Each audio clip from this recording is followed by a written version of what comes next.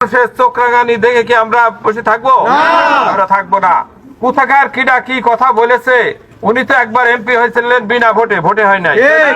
উনি যাইতেন আর বলতেন এরশাদের আমলে ভোট দিলেও এমপি, না দিলেও এমপি, সেই এমপি। সেই এমপির আর কি থাকতে পারে? জেলা পরিষদের ওই রকম বিনা এমপিতে হয়েছে। যেই ক্ষমতা গেল টিন চোরের দায়ে তাকে আসামি হতে হলো। সেই ব্যক্তির মুখেতে এই সাদা বাতা ছাড়া আর ভালো কথা পাবে কোন? ঠিক কিনা? আমরা তাকে হুঁশিয়ার করে দিতে চাই, আপনাকে সম্মান করি, প্রত্যেকটা ব্যক্তিকে আমরা সম্মান করি। আজে বাজে কথা বললে আপনার চূড়ান্ত জবাব আমরা দেব। আপনার মিরপুর ভেড়ামারার সকল পথ আমরা বন্ধ করে দিতে বাধ্য।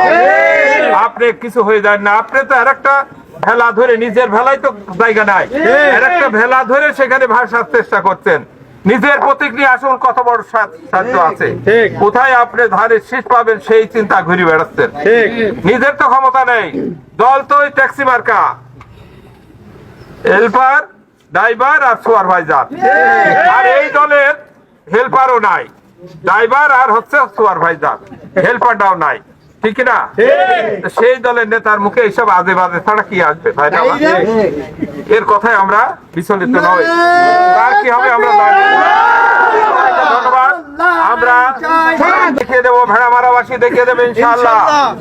আপনার ভেড়ামারায় খেমিট দিয়ে তো বাড়ি থাকেন তো সারা বছর ঢাকায়। ভেড়ামারার মিরপুরের জনগণের সাথে সম্পর্ক আছে? কোন একদিন কি পান করে আসছেন, কি পানি খেয়ে আসছিলেন জানিনি।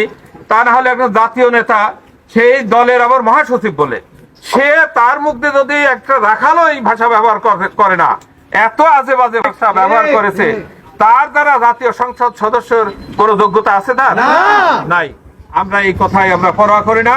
আপনাদের সবাইকে আমি উদাত্ত আহ্বান জানাই, আমাদের কাজ অব্যাহত থাকবে।